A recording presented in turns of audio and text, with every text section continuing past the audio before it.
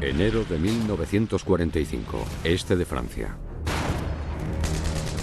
Cuando las desafiantes fuerzas nazis amenazan una posición tomada recientemente, un soldado estadounidense corre hacia el peligro para interponerse entre su unidad y el ataque.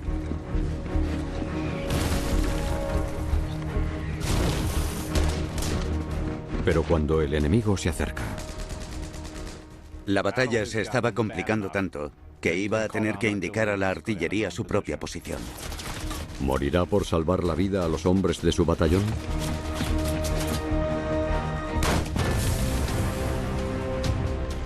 ...6 de junio de 1944... las fuerzas aliadas por fin logran desembarcar en Normandía para abrir el frente occidental. ¡Fuego! Pero los fanáticos nazis continúan luchando sin compasión para sobrevivir.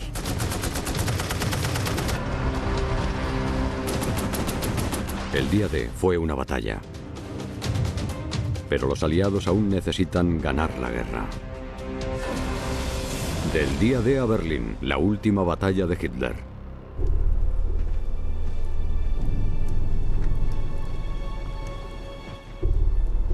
...23 de enero de 1945... Bosque de Colmar, este de Francia. El teniente coronel Lloyd Ramsey lidera el tercer batallón del 7º Regimiento de Infantería estadounidense a través del bosque. A su lado se encuentra su teniente primero, Garling Conner, el oficial de inteligencia de Ramsey. El batallón encabeza un ataque a las fuerzas alemanas iniciado la noche anterior, tras cruzar por sorpresa el río Fest. Las condiciones de combate son terribles. El invierno de 1944 y 1945 fue uno de los más fríos que se recuerdan. Había mucha nieve, lo que obviamente hacía que el entorno fuera mucho más complicado para los soldados. Logran avanzar relativamente rápido. ¡Agachaos! Hasta que un tanque alemán les dispara desde el extremo sur del bosque.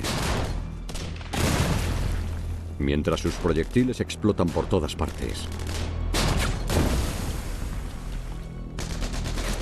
Los alemanes abren fuego también con rifles y ametralladoras.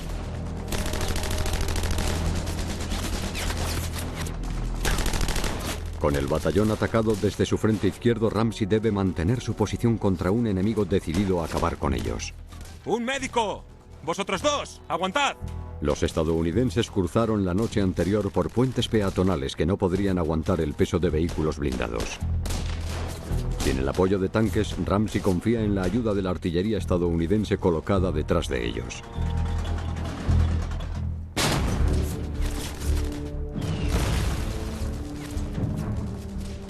Con mapas detallados de la campiña francesa, los proyectiles estadounidenses comienzan enseguida a caer en las posiciones alemanas.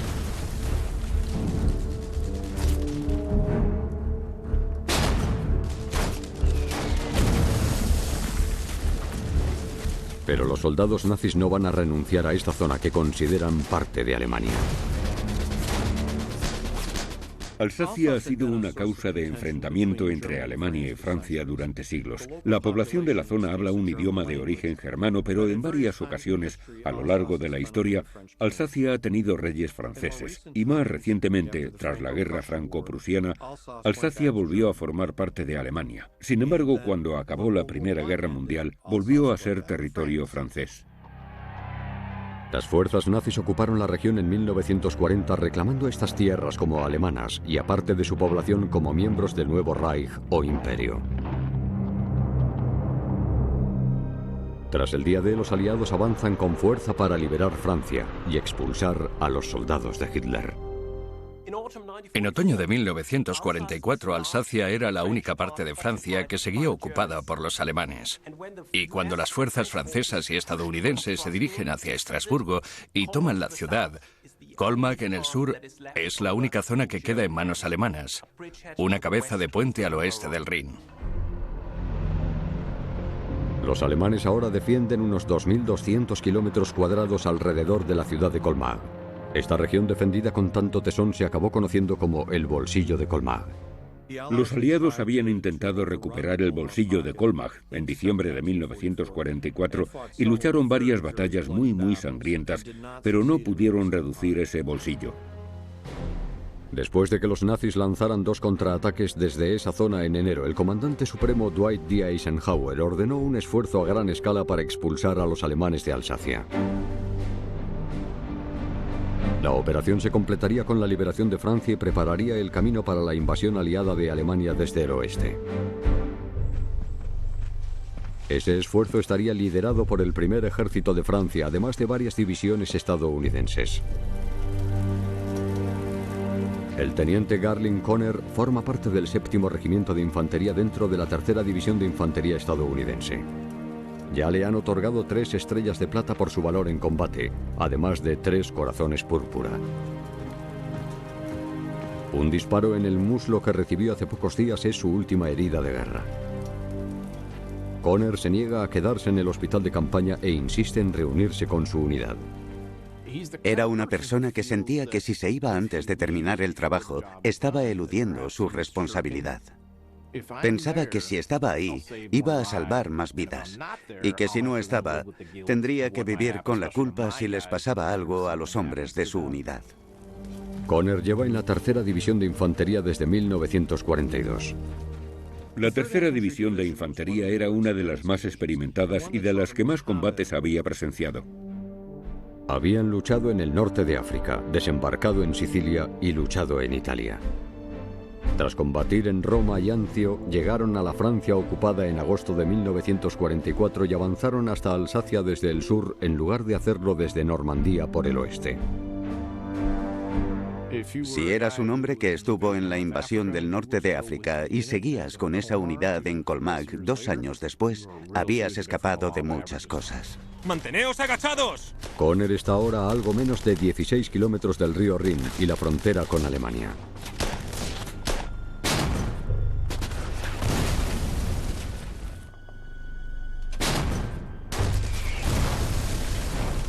Finalmente, la artillería y los morteros estadounidenses le pasan factura al enemigo. El 3er batallón ha despejado los puntos clave en su sector del bosque de Colmar. Ese tipo de ataques y contraataques tan sangrientos y los intentos de los aliados por avanzar muy despacio son aspectos bastante habituales en el llamado bolsillo de Colmar. El teniente coronel Ramsey ordena a su batallón que avance hacia su siguiente objetivo, otra área conocida como el bosque de Brunwald.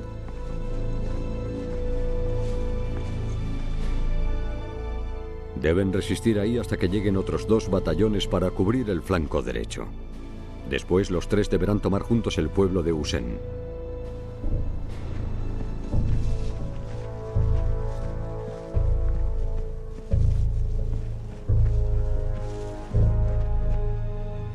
Pero deben asegurarse de que el bosque es seguro.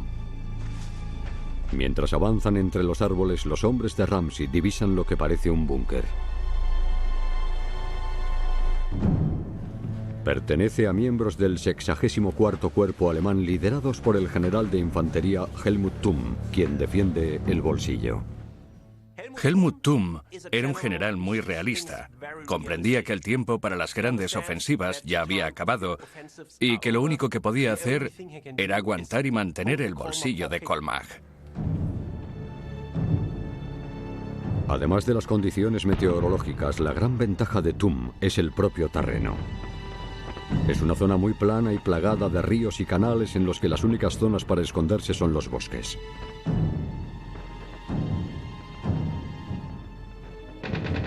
Los hombres de Thum ya se han acostumbrado.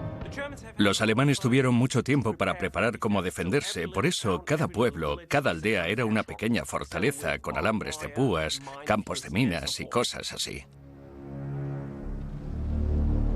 El búnker es otra fortificación más. Ramsey. Los hombres de Ramsey están congelados y cansados. Quieren asentarse y esperar a que lleguen refuerzos, pero asumen que está ocupado. Ramsey envía un escuadrón para ver si hay alguien en casa.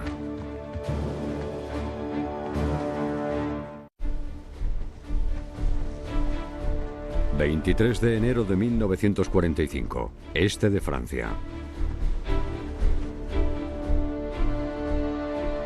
Fuerzas estadounidenses y francesas atacan y avanzan hacia la ciudad de Colmar.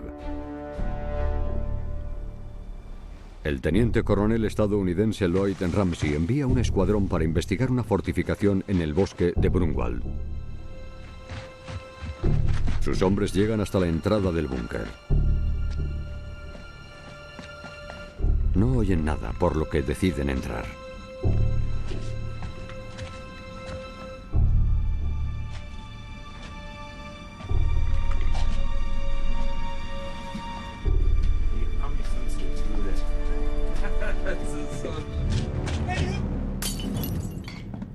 Los estadounidenses sorprenden a un grupo de soldados alemanes. ¡Levantaos! ¡Levantaos! Que se rinden.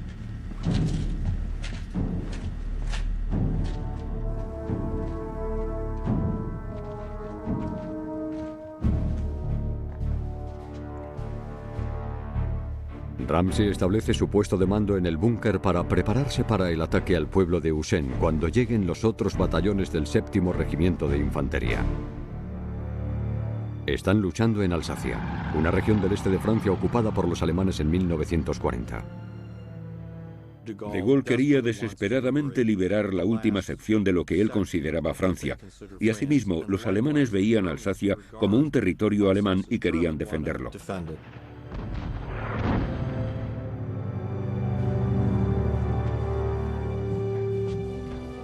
El general alemán Helmut Thum pronto recibe la noticia de que los estadounidenses han tomado el bosque que está cerca de Usen.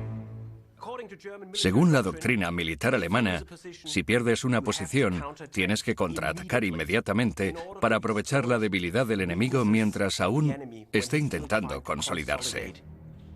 Cuando Thum pide refuerzos para esa misión, descubre que le han asignado batallones de la 2ª División de Montaña. La 2ª División de Montaña era una división de infantería especializada en luchar en climas fríos. Sus soldados eran austriacos y habían estado luchando en Noruega. La 2ª División de Montaña llevaba frenando a las fuerzas británicas y soviéticas en el Ártico desde 1940.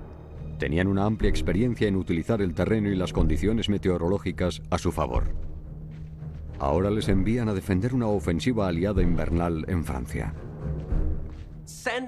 Enviar una formación especializada como la 2ª División de Montaña al bolsillo de Colmar mostraba que esta zona era de una prioridad muy alta. Thum sabe que tiene que obligar a los estadounidenses a retirarse cueste lo que cueste. Para ello planea acercar sigilosamente un batallón de la División de Montaña alemana a unos 100 metros de la posición de Ramsey y lanzar un contraataque sorpresa para tomar de nuevo el bosque.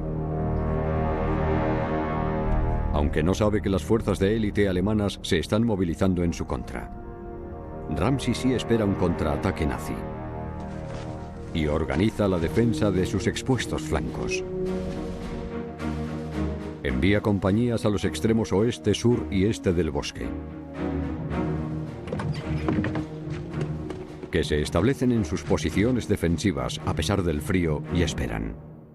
En la lucha por el bolsillo de Colmar influyeron mucho las condiciones climáticas. Hacía muchísimo frío, los ríos se estaban congelando, algo poco habitual en esa zona. Fue un invierno especialmente duro. Mientras tanto, el 2º Batallón del 7º Regimiento de Infantería lucha para avanzar y proteger el flanco derecho de Ramsey. Pero las compañías se han separado. La visibilidad con la que contaba el 2º batallón era muy mala, y a eso hay que añadirle la niebla y el miedo. Era un lugar muy oscuro e inquietante en esa época del año. Con tanta confusión, unos soldados alemanes se infiltran en la parte trasera del batallón. ¡Tú! Los estadounidenses deben acabar con los intrusos entre sus filas. ¡Cogedle! Logran capturar a algunos. ¡Suéltala!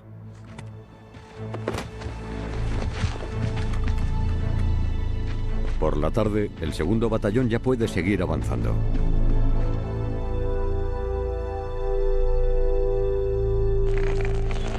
Unas horas más tarde, el soldado raso Robert Duttill, un auxiliar de inteligencia del 3er Batallón, se acerca a Ramsey y al teniente Garling Conner con información reciente.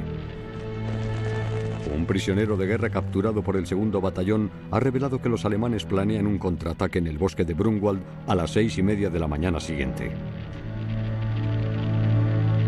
Ramsey pide por radio refuerzos inmediatos de artillería y vehículos blindados. Las preparaciones defensivas son ahora más urgentes.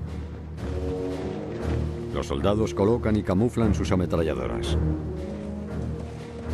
Pero con el terreno congelado, a los estadounidenses les resulta difícil atrincherarse. Se acercan las 6:30 de la mañana, por lo que los encargados de los rifles están en alerta ante cualquier movimiento que se produzca. La visibilidad es escasa, ya que aún no ha amanecido. Pero llega la hora prevista y no pasa nada. Lo típico que pensarían es que inteligencia pensaba que iba a haber un ataque a las 6:30 de esa mañana, pero que se habían equivocado. Tras más de una hora esperando, dejan de vigilar. Pero si tenías experiencia manejando rifles, llegados a ese punto conocerías bien a los alemanes como para saber que no iban a renunciar fácilmente a ese terreno. Se iba a producir otra pelea y había que estar preparados. La división de montaña nazi se acaba de colocar en posición. Han salido del pueblo de Usen siguiendo una larga acequia de riego y se han ocultado tras un dique.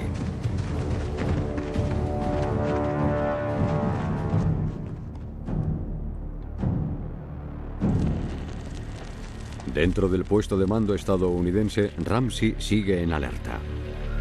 Está convencido de que los alemanes planean algo y quiere enviar a algunos exploradores para confirmarlo, pero ninguno está disponible. Garling Conner se presta voluntario. Conner y Ramsey han luchado juntos desde enero de 1944, cuando Ramsey llegó al regimiento ya que quería servir en una unidad de combate, tras ser ayudante de campo de un general británico. Ha sido testigo de cómo Conner ha recibido múltiples honores como soldado, así como de sus numerosas heridas.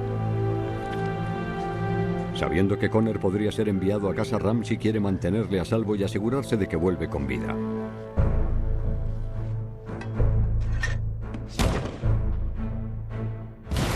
Mientras Ramsey considera sus opciones, unos proyectiles de mortero estallan fuera. ¡Preparaos! Están atacando al batallón. 24 de enero de 1945. ¡Vamos, vamos! Este de Francia. Un batallón del 7º Regimiento de Infantería estadounidense sufre un ataque en el último territorio ocupado por los alemanes en Francia. El bolsillo de Colmar. Los hombres del teniente coronel Lloyd Ramsey ocupan una pequeña parte del bosque y sus flancos están muy expuestos.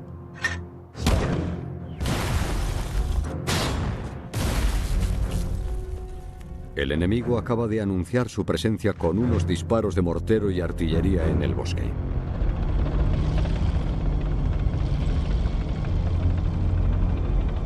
Los hombres de la compañía K informan de que un Tiger Mark VI, una de las armas más potentes de los alemanes, ha aparecido entre los árboles.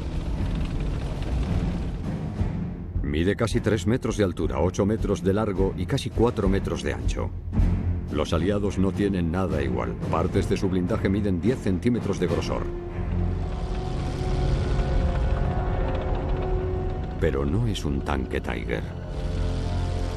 No había tanques Tiger en el bolsillo de Colmar, a pesar de los muchos datos que se tienen de ambos bandos. Todos los vehículos blindados causan miedo y confusión entre los soldados, por lo que es fácil no identificarlos bien. No recibieron ninguna formación para identificar tanques, por lo que para ellos, un tanque alemán, ya fuera un Panzer, un Tiger o un Stuka 3, siempre era un Tiger. Es probable que sea un Stuka 3, un vehículo de combate blindado construido sobre el chasis de un Panzer, ya que el cañón no rota. Aún así lanza una descarga mortal.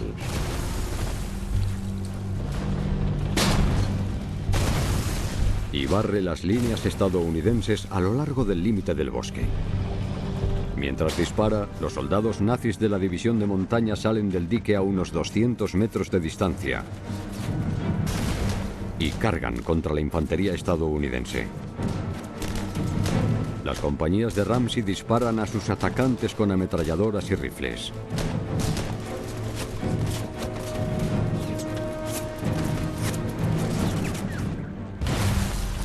En el puesto de mando del batallón y mientras los morteros y la artillería destruyen los árboles de fuera, Ramsey descubre que 6 tanques Tiger y un batallón entero de soldados se acercan a ellos. No fue una información agradable, pero había que lidiar con ella. Tenía que asegurarse de que el batallón no se desquebrajara y huyera, algo que no era probable que ocurriera en el 7º regimiento, pero aún así, ¿cómo podía contraatacar?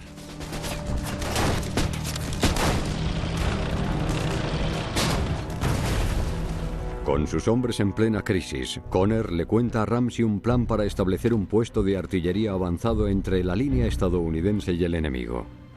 Si lograra avanzar lo suficiente, quizá pudiera hacer que la artillería estadounidense frenara el ataque alemán.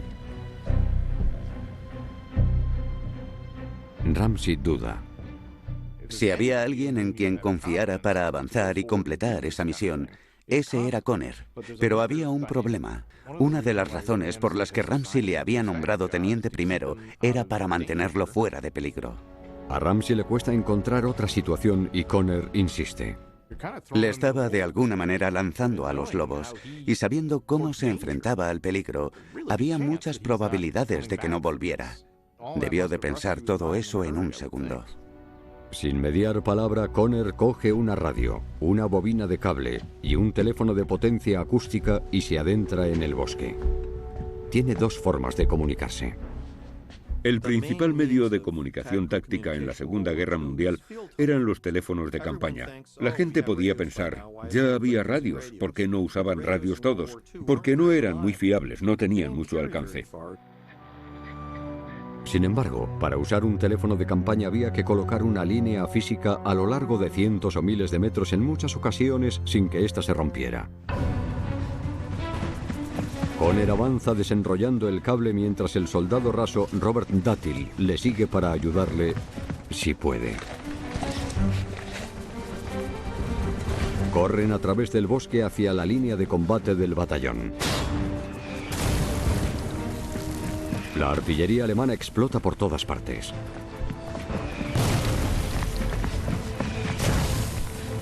Pero Garling Conner tiene una misión.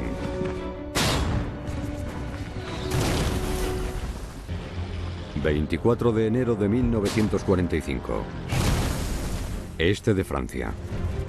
El teniente estadounidense Garling Conner corre hacia el lugar desde el cual está atacando el enemigo con artillería y morteros. Está decidido a establecer un puesto de observación avanzado. Un auxiliar de inteligencia le sigue de cerca. Esa carrera hacia el frente de batalla tuvo que ser muy extraña, con la radio a cuestas y desenrollando el cable del teléfono. Todo el equipo que llevaba hizo que fuera más despacio, ya que estaba transportando un teléfono él mismo, algo que no suele hacer un oficial, y mucho menos un oficial de inteligencia.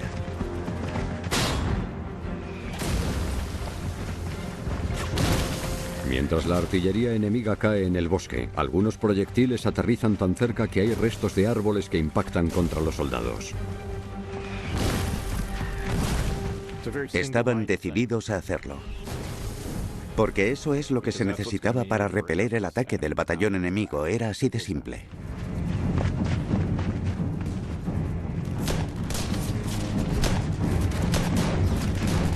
Conner para un momento en el extremo de la línea estadounidense. Está rodeado de hombres con rifles que protegen su posición. Después se adelanta unos 30 metros. ¡Cobertura!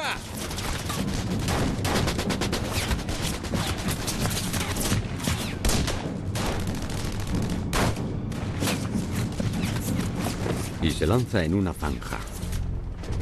El soldado raso Robert Duttill le sigue.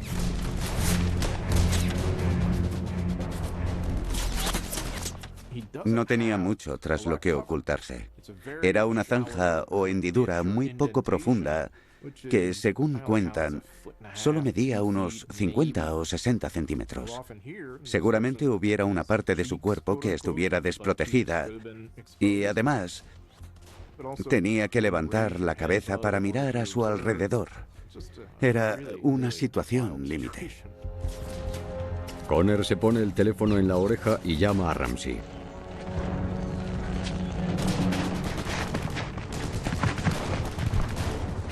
La comunicación era la clave de la operación, además del valor de Connor y del hombre que le acompañaba. Tenían que asegurarse de que podían informar de la potencia de disparo que necesitaban para destrozar al enemigo. Connor indica coordenadas para atacar a los soldados nazis. Y el teniente coronel Ramsey se las retransmite a su batería de artillería.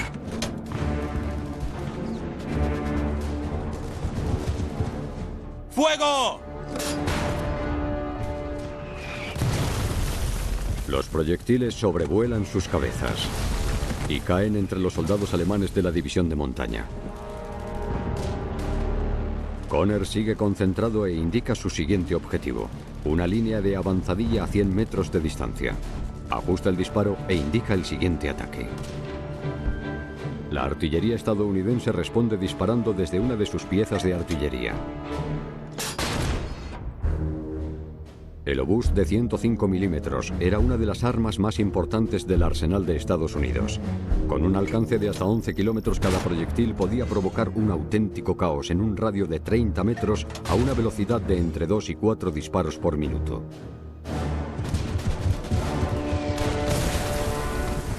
Las coordenadas de Connor hacen que el proyectil caiga en medio del grupo de soldados alemanes. Sin embargo, algunos de los soldados nazis de la división de montaña continúan avanzando hacia la posición de Connor por delante de la línea estadounidense. Connor calcula la distancia entre el último proyectil y lo que han avanzado y ajusta las coordenadas.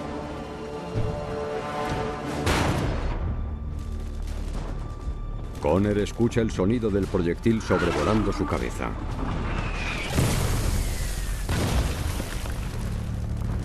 Ha dado en el blanco.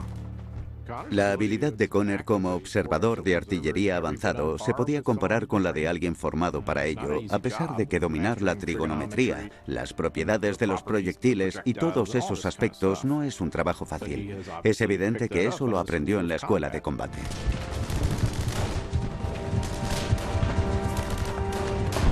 Connor sigue indicando coordenadas para atacar la línea de avanzadilla.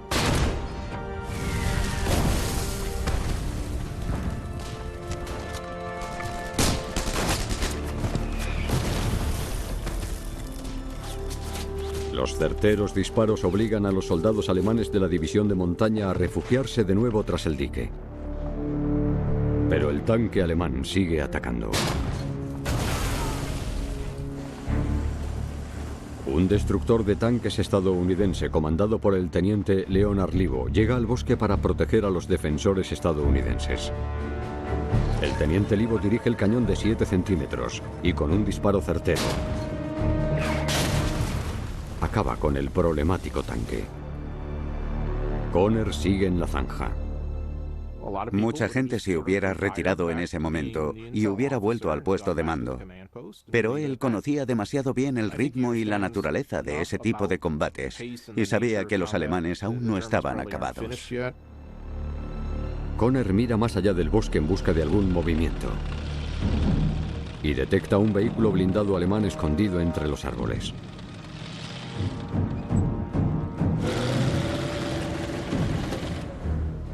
Connor le indica a Ramsey que no va a estar disponible durante unos minutos y corre hacia el destructor de tanques estadounidense.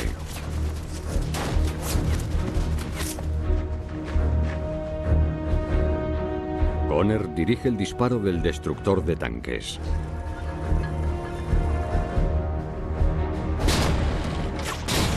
Y logra eliminar el tanque oculto. Después Connor vuelve a su zanja bajo una intensa lluvia de disparos. Los alemanes se están preparando detrás del dique. Un nuevo contraataque está a punto de comenzar. 24 de enero de 1945. Este de Francia.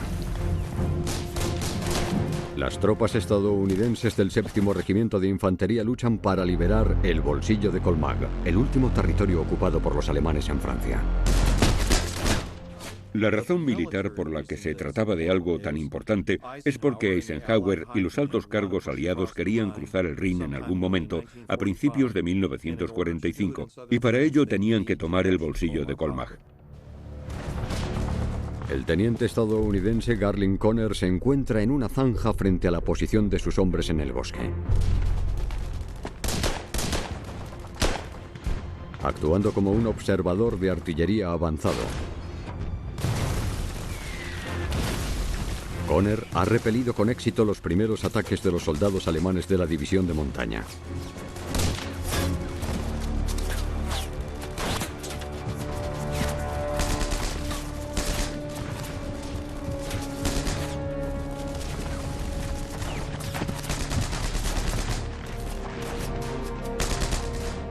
En vez de retirarse a la relativa seguridad del puesto de mando, Conner sigue en máxima alerta.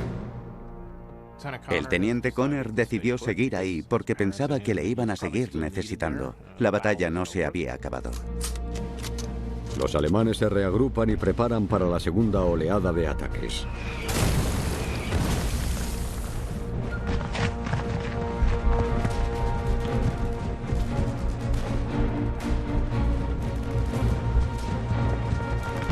El propio Conner podría ser uno de sus siguientes objetivos. Mientras los alemanes corren hacia la línea estadounidense, un soldado con una granada parece dirigirse a la posición de Conner. Conner seguía indicando coordenadas muy precisas a la artillería, y esa era su misión, por eso estaba ahí. Un proyectil pasa por encima de él y cae en la parte trasera del ataque alemán. Conner enseguida vuelve a dar instrucciones y el disparo impacta de nuevo en el blanco. Pero los decididos soldados de la división de montaña continúan su carrera y se acercan a la zanja en la que está Conner.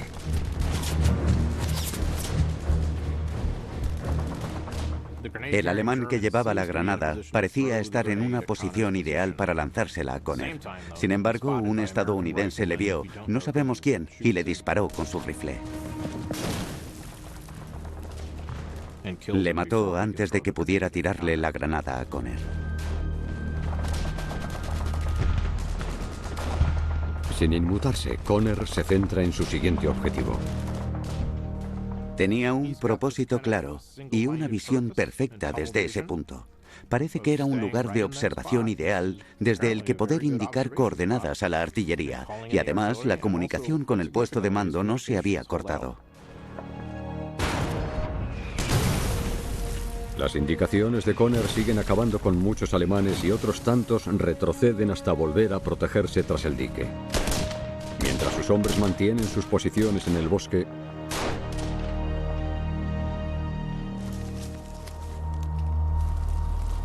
la zona se queda en silencio durante unos pocos minutos y Conner observa con atención cualquier signo de retirada. Pero en vez de eso, ve otra enorme multitud saliendo del dique.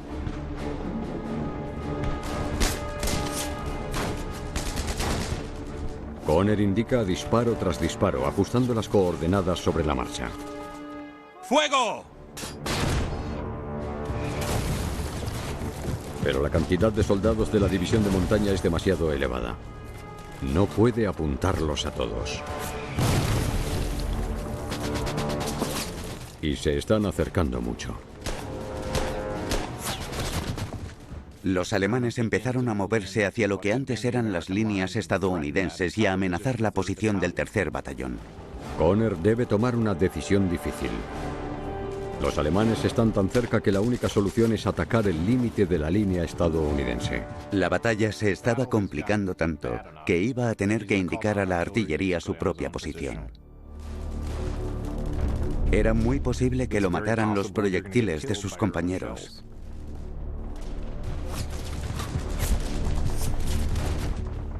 Pero eligió sacrificarse para acabar con el ataque enemigo.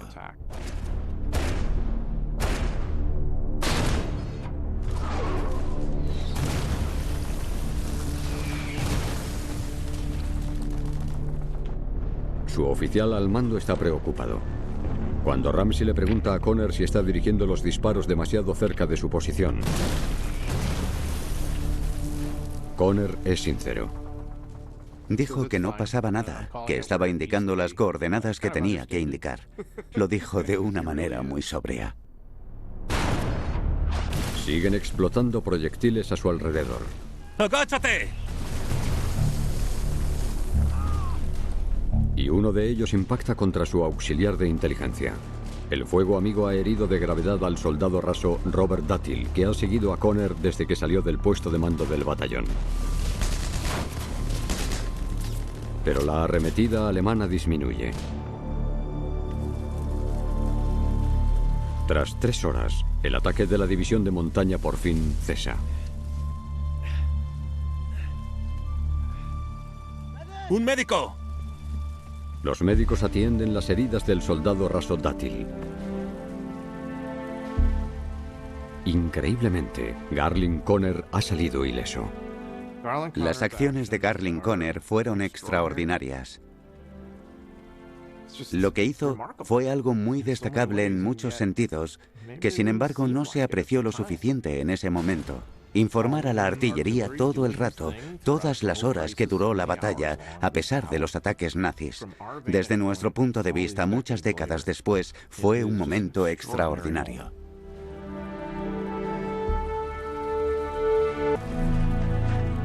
...24 de enero de 1945, región de Alsacia, este de Francia.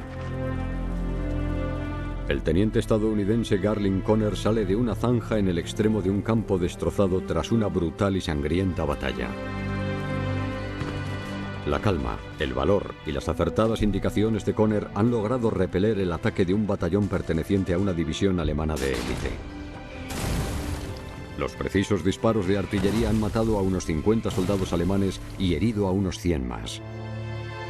Pero la lucha en el bosque de Brunwald es solo una de las batallas que tuvieron lugar en el bolsillo de Colmar, la última región de Francia que sigue ocupada por la Alemania nazi.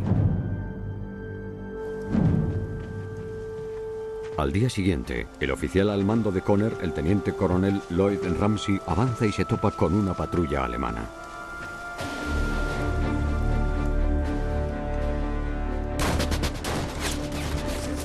¡Alemanes! En la lucha, un soldado alemán lanza un tipo de granada de percusión. Con unos reflejos rapidísimos, Ramsey la coge y la devuelve.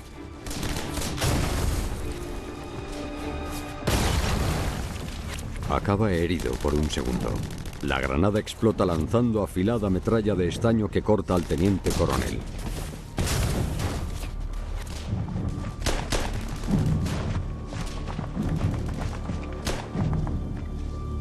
Los alemanes mueren en la escaramuza y Ramsey necesita atención médica.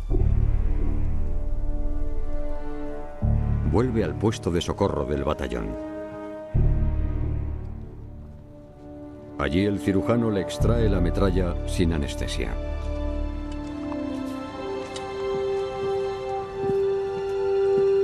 Ramsey se dirige de nuevo al puesto de observación.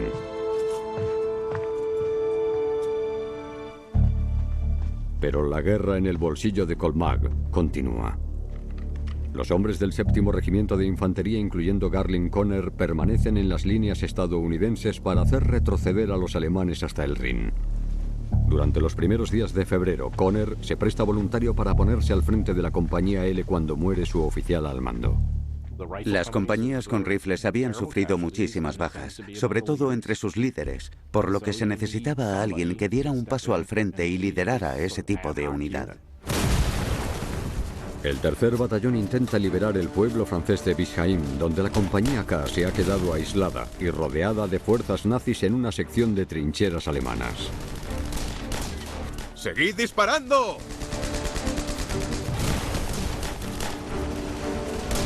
Con 20 hombres y la ayuda de 2 tanques Sherman, Conner y lo que queda de la compañía L entran en las trincheras.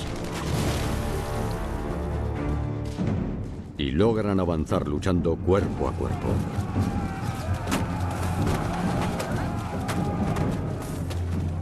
Luchaban con cualquier arma o herramienta que tuvieran a mano.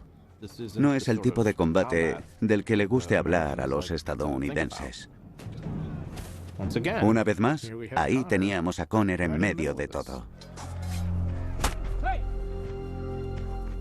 Le habían visto usar armas pesadas y tecnología avanzada para lograr la victoria.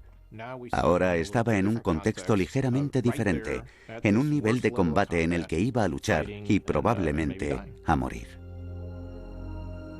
Relevan a la Compañía K. Mataron a 12 alemanes y 75 se rindieron.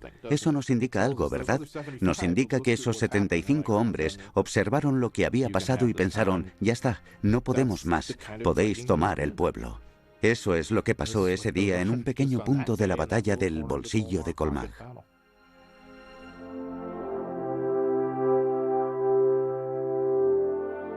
Conner obtiene su cuarta estrella de plata por su heroico liderazgo en Bisheim. La tercera división de infantería estadounidense finaliza su periodo de combate más largo el 19 de febrero. Llevaban luchando desde que llegaron al sur de Francia el 15 de agosto del año anterior. El teniente coronel Ramsey intenta solicitar la máxima condecoración posible para un soldado estadounidense tras las acciones del teniente Conner en Brunwald. Pero aunque Ramsey sigue en activo, continúa recuperándose de sus heridas y no puede recopilar los testimonios de testigos necesarios para la medalla de honor. En vez de eso, propone a Conner para la segunda máxima condecoración, la Cruz de los Servicios Distinguidos. Garling Conner la recibe el 10 de febrero de manos del general Alexander Patch, comandante del Séptimo Ejército. Conner finalmente abandona Europa el 4 de marzo y vuelve a su casa en Heron, Kentucky, donde le reciben como un héroe. Volvió a su granja y a ser un granjero en Kentucky. Esa era su vida. La guerra le había afectado mucho, como os podéis imaginar. No sé si en algún momento dejó de pensar en ella. Tras su muerte en 1998, algunos partidarios inician una búsqueda para que Garling Conner recibiera la medalla de honor. Logran recopilar testimonios de los dramáticos eventos que se produjeron y tras décadas de retraso y tecnicismos, Conner obtiene por fin esa condecoración a título póstumo el 26 de junio de 2018 en la Casa Blanca. Eso le convierte seguramente en el segundo soldado estadounidense más condecorado en la Segunda Guerra Mundial. Pero su orgulloso oficial al mando tampoco vive para verlo. Ramsey tuvo una carrera muy larga. Lideró a muchos soldados en combate, desde la Segunda Guerra Mundial hasta Vietnam. Tuvo a Colin Pogel y a Norman Schwarzkopf bajo su mando. Vio e hizo muchas cosas con mucho valor y se dio cuenta de que Garling Conner no tenía rival. No había nadie que le superara en cuestión de valor y dedicación a su deber. Vio que Garling Conner era un soldado de primera línea entre todos los hombres a los que había liderado. El 8 de febrero de 1945, las fuerzas nazis por fin ceden el bolsillo de Colmar. Cuando finalizó la batalla por el bolsillo de Colmar, el 19º ejército acabó prácticamente aniquilado y los alemanes retrocedieron hasta el Rin. El río se convirtió en una nueva línea de combate. Con las fuerzas aliadas posicionadas a lo largo de cientos de kilómetros en la línea Sigfrido, se prepara el escenario para un enfrentamiento desesperado. La guerra en Europa duraría otros 3 meses más.